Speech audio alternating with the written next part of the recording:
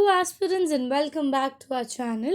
Today we'll have the Hindu analysis dated 30th September 2021. So let's start today's discussion.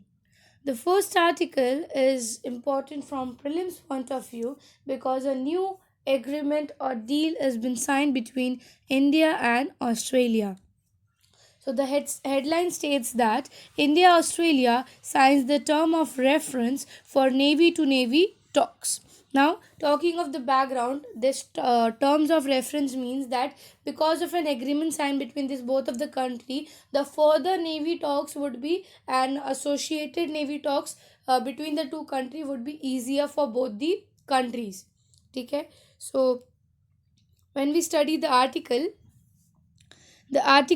states that first such document signed by the Indian Navy with the country. Now, this question can appear कि terms of reference किस country के साथ sign किया है India ने. ठीक है, is it a first or a second? Yes, it is a first term. And with whom? So it's with Australia. Indian Navy and Australian Navy on Wednesday signed the term of reference, which is known as TOR, term of reference for the conduct of Navy to Navy talks under the framework. Now, the name of the framework is important, that is Joint Guidance for Indian Navy, India Australia Navy to Navy relationship. Joint Guidance for India Australia Navy to Navy relationship. ठीक है, by the two Navy chiefs in August. This first such document signed by Indian Navy with any of the country. So उस point of view से तो important है कि first country कौन रहा India के साथ जिसने ये चीज़ sign किया है. The document set up a Navy to Navy talk as a principal medium of guiding the bilateral cooperations. In the Indian Navy said in the statement, the document would be pivotal in the consolidating the shares commitment of promoting peace, security, stability, prosperity in the Indo-Pacific region. Okay, so the TOR, that is the term of reference, detailed the modalities for engagement at various levels between the two navies and streamlined the process as an official document. Provided flexibility for implementation of separate agreement based on a specific outcomes of the talk. The highlights of the document includes close cooperation in the regional and multilateral. For example, इसका मतलब है कि जो regional multilateral corporation किसके साथ sign हुआ है, that is Indian navy naval symposium and western pacific naval symposium, that is Australia and India का, and the Indian ocean rim association जिसको IOR ए भी बोला जाता है. So because of this term of reference के वजह से जो भी ट्रीटीज़ होंगे that will be at peace और एक बायलैटरल कॉपरेशन दोनों कंट्रीज़ का इस ट्रीटी के थ्रू दिख रहा है. सो आपको ये याद रहना ज़रूरी है कौन से कंट्री के साथ है. Is it a first time, is it a second time, और बस. Now will move to the next article. Next article is little for a defense perspective. क्यों? क्योंकि army to get 25 advance light helicopters at 3,850 crore. ठीक है, ये वाले जो helicopters है इसको MK3, ध्रुवा का MK3 बोला जाता है. ठीक है, पहले विल सी द आर्टिकल में क्या क्या बताया है MK3 के बारे में, and then will move to study some things more about the MK और the variants of MK. Okay, so the first thing is the Defense Acquisition Council, which is DAC. Defense Acquisition Council, chaired by Defense Minister Mr. Rajnath Singh, on Wednesday accorded the approval to the capital acquisition for the proposal of an estimated, that is approximately 13,165 crores. The key proposal includes helicopter, guided munitions and rocket ammunition. जो deal है उस हिसाब से ये तीन services provide करेगा हमें defence acquisition council. Of this, procurement of the 11,486 crores were from the domestic sources. Looking into the needs of Indian Army, the advanced light helicopter to improve the integral lift capacity for surviving the operational preparedness according to the acceptance of necessity.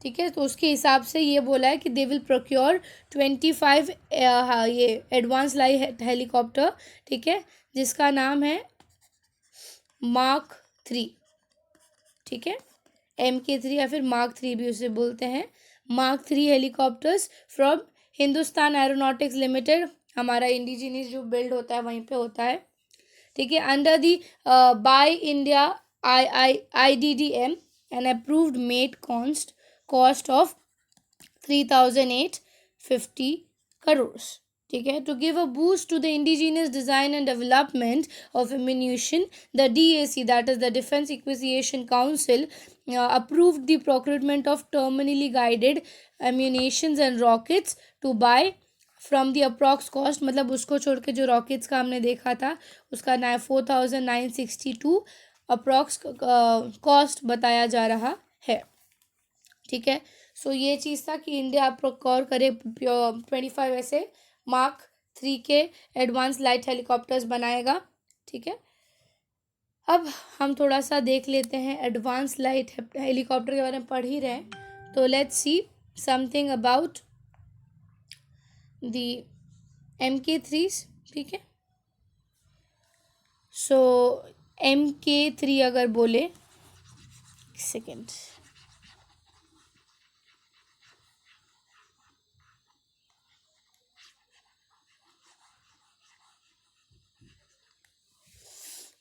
सो या तो क्या क्या चीज़ें सबसे पहले आपको इसमें याद रखनी है। सबसे पहले चीज़ आप याद रखोगे कि कितने एस्टिमेशंस बोले हैं, दैट इज़ 25 मार्क 3 हेलीकॉप्टर। और ये भी ये नहीं कि इसका मेन फीचर क्या है कि it is an advanced high light helicopter, ठीक है, वो चीज़ आपको याद रखना है। दूसरा, एस्टिमेशन क्या दिया है इसका, सो एस्टिमेशन इसका आपको बताना है 3,850 crores।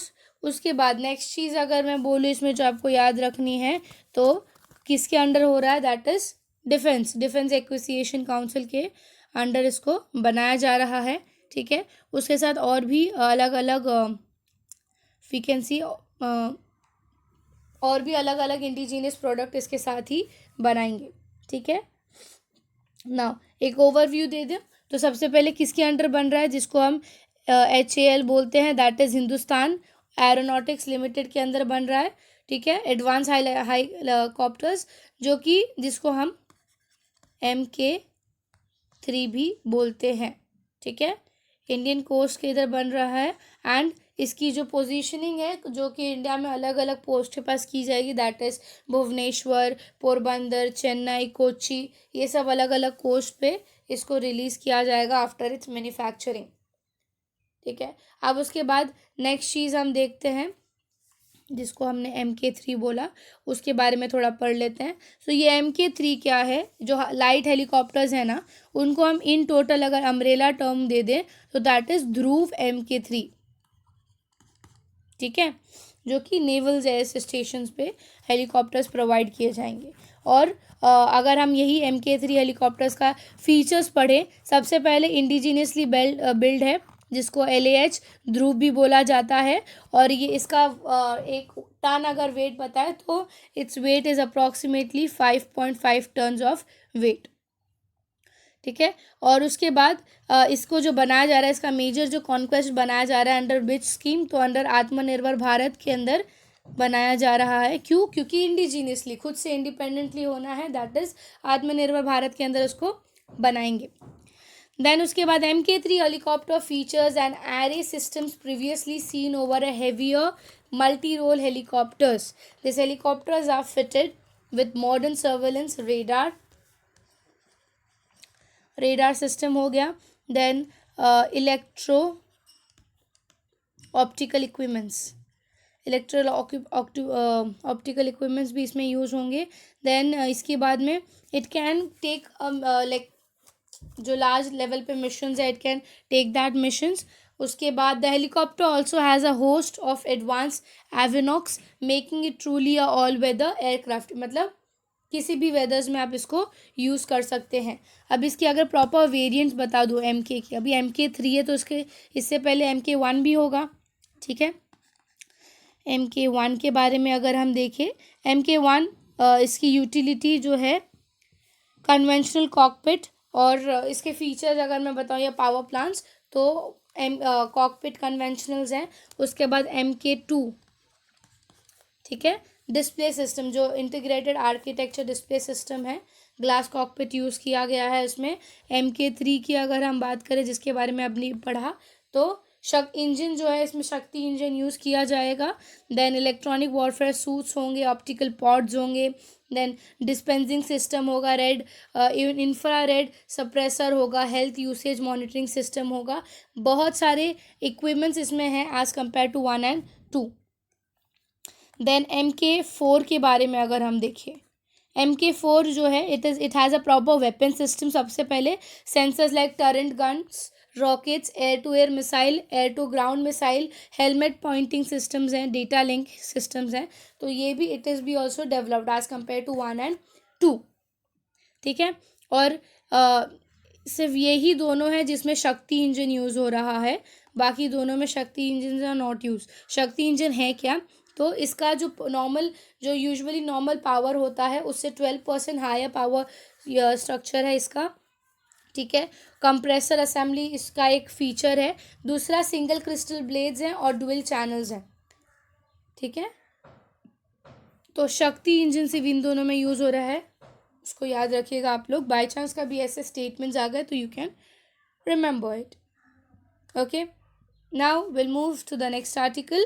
जो नेक्स्ट आर्टिकल हमारा है वो पैंडमिक सिचुएशन को देख के इंडिया की सिचुएशन क्या चल रही है, relates to the under nourishment, child stunting, child wasting, maternal mothers, उन पर क्या बीत रही है, उनको क्या क्या चीज़ें फेस करनी पड़ रही हैं, उसके बारे में है, ठीक है। सो 2-3 क्वेश्चंस के थ्रू उसको बताया गया है। अगर आप लोग इस क्वेश्चंस को अगर कभी आंसर राइटिंग में आया चाइल्ड स्टंटिंग को लेके, तो रीसेंट एग्जांपल में इसको क्लियरली बता सकते हो, क्योंकि कहीं ना कहीं जो भी स्टेटमेंट्स इसमें दी है it is true because of the pandemic situations. So answer writing के थ्रू कि क्यों हो रहा है, देन पैंडमिक सिचुएशन में इसका क्या किस तरीके से इसका नतीजा निकल सकता है, क्या इनिशिएटिव्स लेंगे तो ताकि ये चाइल्ड स्टंटिंग या चाइल्ड अंडर नरिशमेंट रुक सके या कम हो सके। So the statement says high level of maternal child undernourishment continues to plague India. इसका level is increasing continuously, ठीक है। COVID-19 has heightened the risk of increasing the malnourishment. Part of progress in the past may be undone, says the head of nutrition UNICEF। जो भी हम पढ़ेंगे UNICEF का दिए हुआ रिकॉर्ड्स के हिसाब से ये चीज़ बताया जा रहा है, ठीक है। Urgent work the head of nutrition UNICEF the head of nutrition UNICEF ये हैं जिन्होंने अपने इंटरव्यू के टाइम ये सब चीज़ बताया, ठीक है। India speaks of how high level of maternal and health undernourishment continues to plague in the country. He notes that the future of the children in India, controlling the COVID and ending the malnourishment are equally important as an urgent point. पहला question उन्होंने put up ये किया है, how has India fared on childs and maternal nutrition in recent time, ठीक है। So according to the datas जो चीज़ें बताई हैं, सबसे पहले चीज़ इंडिया की ओवरऑल अगर हम देखें इकोनॉमिक और ह्यूमन डेवलपमेंट जो है, there is in progress in both of the human development as well as economy, ठीक है, दोनों में प्रोग्रेस हुआ है। बट हाउएवर अगर मैं बात करूँ हाई लेवल ऑफ मैटरनल और चाइल्ड अंडर नरिशमेंट, वो कहीं ना कहीं डिक्रीज होता जा रहा है, ठीक है। मतलब उनकी हेल्थ फैक्टर्स डिक्रीज होती जा रही है। जो प्रॉपर न्यूट्रिशन एक वुमेन को मिलना चाहिए ड्यूरिंग हर प्रेगनेंसी, एक बच्चे को मिलना चाहिए एट द एज ऑफ 5, ठीक है, वो अब तक उनको प्रॉपरली नहीं मिला जा रहा है। कैसे हम बोलेंगे, तो हमारे अलग अलग सर्वेज हमें ये चीज़ बताती हैं, जैसे कि CNNS क्या है, कॉम्प्रिहेंसिव नेशनल न्यूट्रिशन सर्वे और दूसरा हमारा है NFHS। NFHS है हमारा, that is national family health survey. ये दोनों सर्विस के हिसाब से ये चीज़ बताया कि हमारे इंडिया में जो 5 साल के अंदर 5 इयर्स के जो कम नीचे वाले जो बच्चे हैं, उसमें से 1/3 पॉपुलेशन जो है they are facing this stunting. Stunting क्या होता है कि उनकी ग्रोथ रुक जाती है, अटक जाती है। स्टंट का मतलब क्या होता है? To stop. ठीक है। सो अंडर द 5 इयर्स का जो पॉपुलेशन है उसमें से 1/3 पॉपुलेशन ऐसा है हुआ फेसिंग दिस चाइल्ड स्टंटिंग। ठीक है। 5 साल के मतलब ये जो है इसमें से हर तीसरा बच्चा जो होगा वो अंडर वेट है। ठीक है, दैट इज़ अंडर वेट, जो प्रॉपर कैलोरीज मिलनी चाहिए नहीं मिल रही है। और हर 10 में से 2 बच्चे ऐसे निकलेंगे जिनको जो कि न्यूट्रिशनली वेस्टेड होंगे, प्रॉपर खाना नहीं मिल रहा उनको। ये डेटाज हमें बताते हैं कि child stunting, under weight and child wasting India में बहुत लार्ज लेवल पे। जस्ट कंसिडर इंडिया की पॉपुलेशन कितनी है, और उसमें अगर मैं बोलूँ हर 10 में से 2 बच्चा जो है चाइल्ड वेस्टिंग फेस कर रहा है। पूरे पॉपुलेशन की 1/3 पॉपुलेशन जो है चाइल्ड स्टंटिंग हो चुकी है। हाइट अटक जाना, ग्रोथ अटक जाना, जो हम बहुत छोटे छोटे हाइट्स के बच्चे देखते हैं, being at a age of very good age, उनको उनकी इतनी हाइट है, it is because of child stunting. तो कहीं ना कहीं न्यूट्रिशन इज़ द रीज़न कि उनको वो चीज़ वहाँ पे फेस करना पड़ रहा है। फिर ये सब चीज़ को देखते हुए इंडिया ने एक अभियान निकाला था जो हमने पढ़ा था, पोषण अभियान। ठीक है, जो कि 2018 में हमारे गवर्नमेंट ने निकाला था, 2018 में पोषण अभियान। ठीक है, पोषण अभियान का नेशनल एजेंडा क्या था? To provide nutrition to everyone. ठीक है, प्रॉपर न्यूट्रिशन उनको मिलना चाहिए। बट कहीं ना कहीं 2018 से हम ये बोल सकते हैं, 18 से 19 तक कहीं ना कहीं it function for a very good way. ठीक है, बहुत लोगों को न्यूट्रिशन मिल रहा था, but because of this again Covid situation, pandemic एक ऑब्स्टिकल बन गया, जिसकी वजह से रिस्क जो है बहुत बढ़ गई, और वो अब उतने अच्छे से लेवल से प्रैक्टिस नहीं हो रहा है। क्योंकि हमने देखा लॉकडाउन पूरी तरह से, कर्फ्यू या फिर फंक्शनिंग्स पूरा बंद हो जाना पूरे इंडिया का, तो कहाँ से यू विल एक्सपेक्ट कि आपको वो न्यूट्रिशन या वो फैसिलिटी मिल पाएगी। सो बनते हुए काम को भी कोविड सिचुएशन की वजह से चीज़ें और ख़राब हो गई। ठीक है, नेक्स्ट क्वेश्चन नेक्स्ट क्वेश्चन उनका है, how is COVID likely to affect nutritional. COVID का हमारे हेल्थ से क्या लेना देना है, या हेल्थ को कैसे वो अफेक्ट करेगा। ठीक है, उसको भी ब्रॉडली अगर इनकी माने तो उन्होंने अलग अलग वेज में पॉइंट्स में हमें बताए हैं कि कोविड कैसे हमारे हेल्थ को अफेक्ट कर सकता है। सबसे पहला अगर मैं बताऊँ, broadly we know that impact of COVID-19 had adversely affected the access of livelihood. Okay, to prevent the spreads of virus threaten livelihood results in the hikes due to the reduce of production of goods। सबसे पहले ही हमारा बनता है virus reason. कैसे virus reason बनेगा? Because of the virus, because of the we can say threaten of the virus, spread of the virus के चक्कर में सब लोग घर में बैठ गए, सब लोग को घर में बैठने बोल दिया, पूरी इकोनॉमिक ठप हो गई, इकोनॉमी ठप हो गई, इकोनॉमिक बंद हो गया, प्रोडक्शन बंद हो गया, सप्लाई बंद हो गया, गुड्स एक जगह से दूसरी जगह ट्रांसपोर्ट नहीं कर पा रहे थे। हाउ कैन यू एक्सपेक्ट कि ये सब चीज़ बनेगा? सो virus was the first thing जिसने हमारा ट्रांसपोर्टेशन, गुड्स, सप्लाई सब कुछ बंद करा दिया। So that is the thing कि हमारा कोविड ने हेल्थ फैक्टर इन इंडिया को अफेक्ट किया। सेकेंडली अगर मैं बताऊँ, सो सेकेंडली उन्होंने ये चीज़ एस्टिमेशन दिया है कि बिकॉज ऑफ द COVID-19 ये एस्टिमेट किया गया है ग्लोबली, इंडिया का ही नहीं, globally 13.4% there was an increase in child stunting, wasting globally अगर हम बात करें। कोई स्पेसिफिक डेटा नहीं दिया है, बट इट शोज़ कि according to the records 13.4% increase हुआ है, and it is because of the infection. ठीक है, the infection negatively affects the nutritional status of the child because of the infection. ठीक है, कैसे? हमने आपको मैंने बताया कोई रिकॉर्ड नहीं है, बट ऑब्वियसली अगर कोई बच्चा है पहले से, that child is very weak. ठीक है, and for example because of this pandemic situation, in this pandemic situation उसको कोविड वायरस अफेक्ट करता है। ठीक है, उसको कोविड होता है, एनी ऑफ द वेरिएंट्स होता है, ऑब्वियसली वो बच्चा इतना वीक है, हाउ कैन यू एक्सपेक्ट कि वॉर ठीक होगा, जिसके वजह से वर्ल्ड में 13.4% इंक्रीज हुआ चाइल्ड वेस्टिंग का, ठीक है. सो दैट सेकेंडली शोज कि how Covid has affected the health of the world और द इंडिया. देन उसके बाद नेक्स्ट अगर मैं बात करूँ, पैंडेमिक सिचुएशंस में फूड सिक्योरिटी और न्यूट्रिशनल चैलेंज भी इंटेंसिफाई हो गए थे. फूड सिक्योरिटी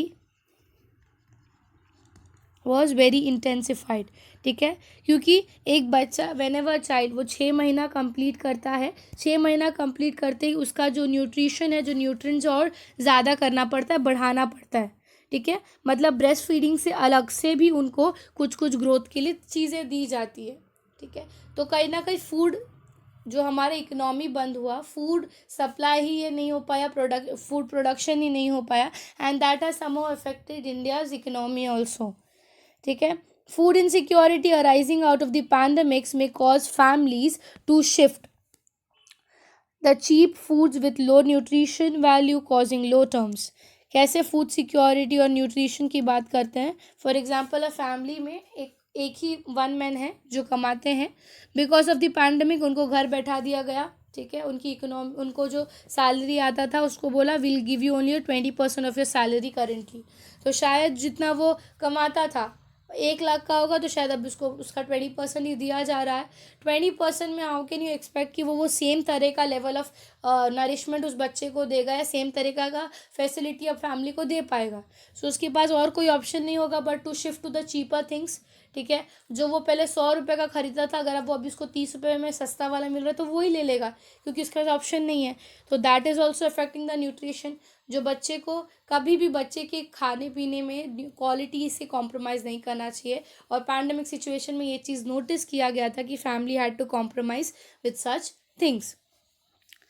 नेक्स्ट फोर्थ अगर मैं बात करूँ, that is the health and social service. Health and social service की अगर मैं बात करूँ, सबसे बेस्ट अगर मैं बात करूँ आंगनवाड़ी सिस्टम, ठीक है. हमारा nutrition rehab centres, anganwadi system हो गए, न्यूट्रिशन डेज हो गए, ये सब जो है कहीं ना कहीं बहुत लार्ज लेवल पे डिस्टर्ब्स हो गए थे. क्यों? क्योंकि स्कूल्स जो है बंद रहे पूरे साल. 2020 तो पूरा ऑलमोस्ट स्कूल बंद रहा. 2021 भी अभी हम देख ही रहे, इट मीन्स ऑलमोस्ट बंद. तो आंगनवाड़ी सिस्टम हुआ, ये जो स्कूल जो यहाँ पे मिड डे मील्स दिए जाते थे, ठीक है, इसकी वजह से उनको एक टाइम का तो खाना न्यूट्रिशन दिया जाता था, बट हमारा हेल्थ और सोशल सेक्टर ही कहीं ना कहीं अफेक्ट हुआ, जिसकी वजह से उनको मिड डे मील का भी वो लोग उसका भी फ़ायदा नहीं उठा पाए. तो that is the health and social sector. Then उसके बाद नेक्स्ट उसके बाद लास्ट है, that is the COVID related priorities could affect the delivery and financing of nutrition security. तो ये सब उसी में आ जाता है. नाउ नेक्स्ट क्वेश्चन उन्होंने ये पूछा, given that threat of the Covid wave loom, what would you foresee in the biggest challenge in the nutritional space. ठीक है, कोविड को ध्यान रखते हुए आपके लिए सबसे बड़ा चैलेंज क्या होगा when it comes to nutrition of a person. सबसे पहले उन्होंने ये बताया, पैंडमिक के सिचुएशन में वैक्सीनेशन लेना बहुत ज़रूरी था. वैक्सीनेशन इज़ द नीड और the priority. This puts a tremendous strain on the systems of capabilities to dedicate the deliver routine health. On the other hand, COVIDs may affect or the repeated shocks or the families. As COVID affect the resource and priorities, how should the government address? Way forward में अगर मैं बोलूँ तो way forward में आप ये चीज़ को include कर सकते हैं. कोविड में रिसोर्स और सब कुछ अफेक्ट होने की वजह से आपके हिसाब से गवर्नमेंट को क्या स्टेप्स लेने चाहिए.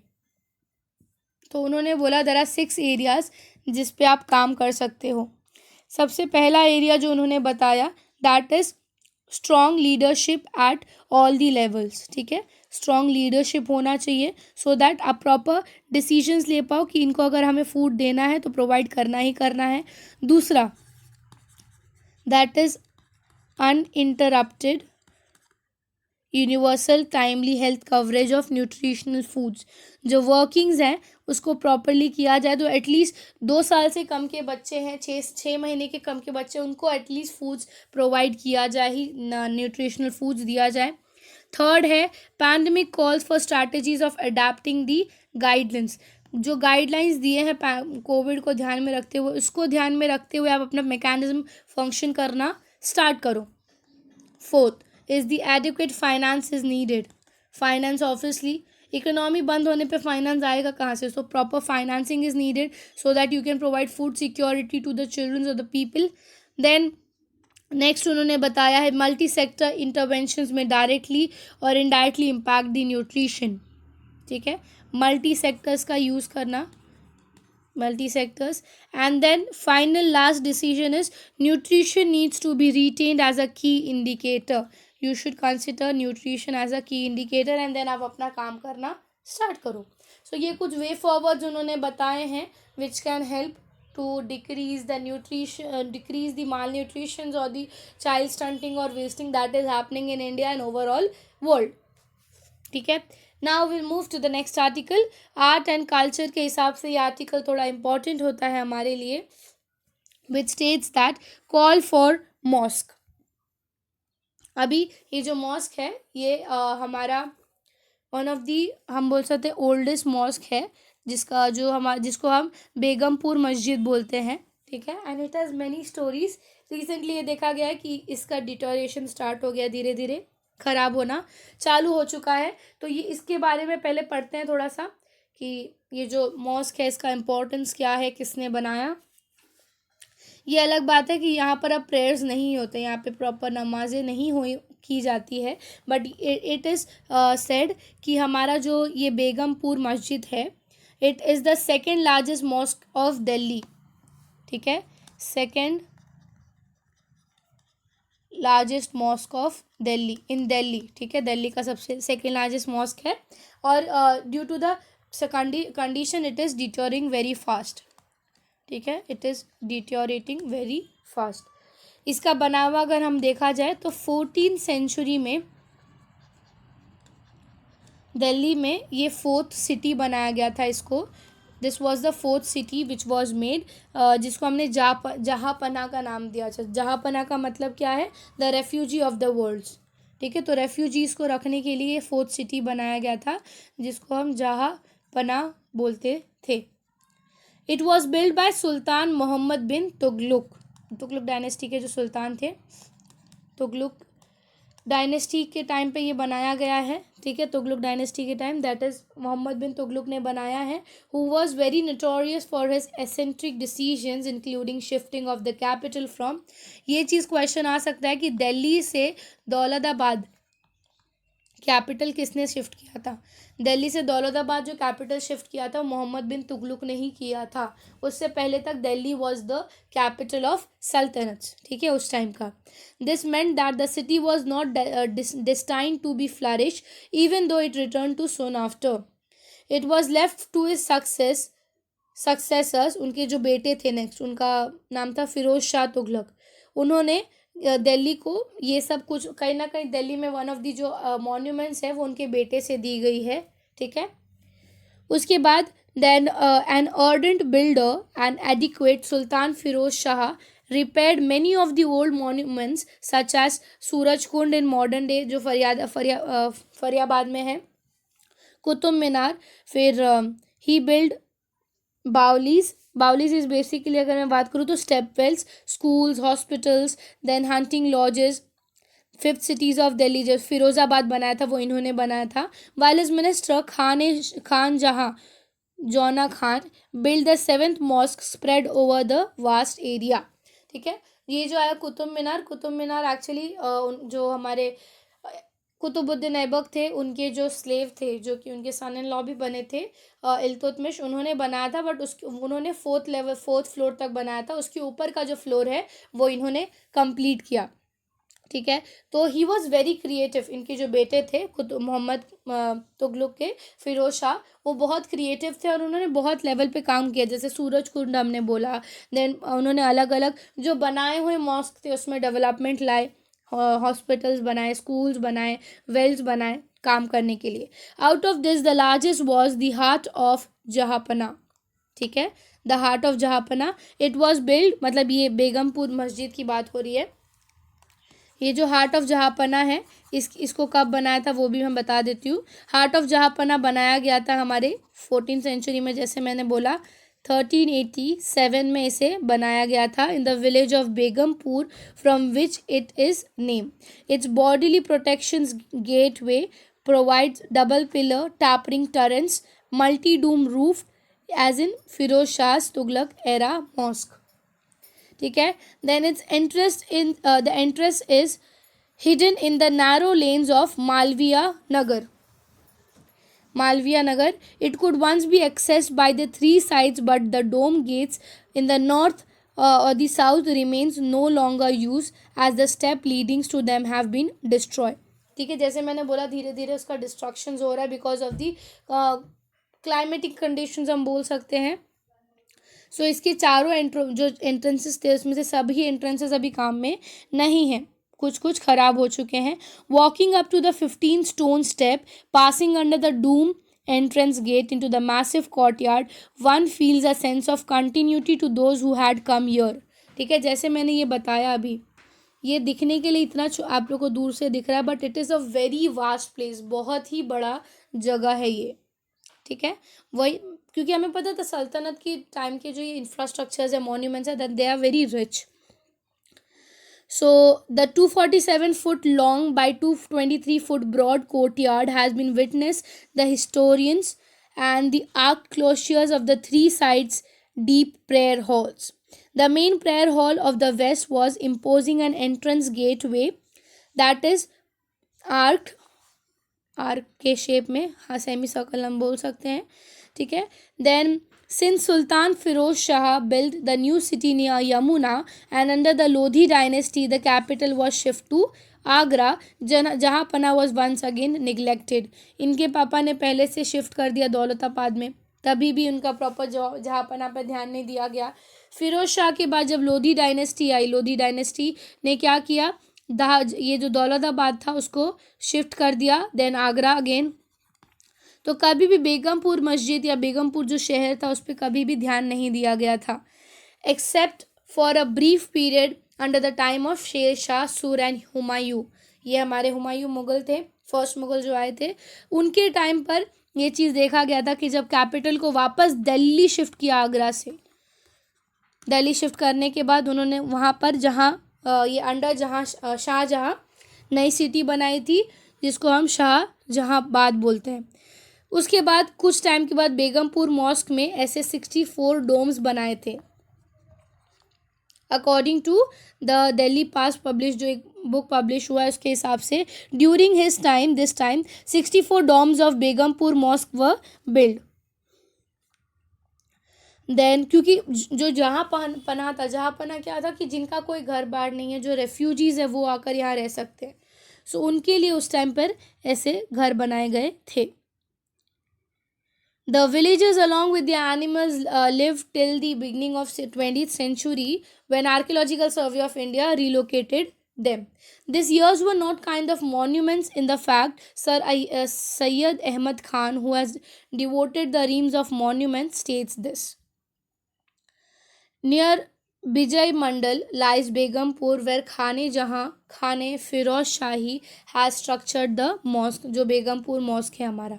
He must have seen the time when it occupied by the village, क्योंकि मॉस्क ये जो बेगमपुर शहर बनाया था या जो विलेज बनाया था वो उन्हीं लोग के लिए बनाया था, तो बहुत लार्ज लोग पे नंबर पे लोग यहाँ पर रहते थे।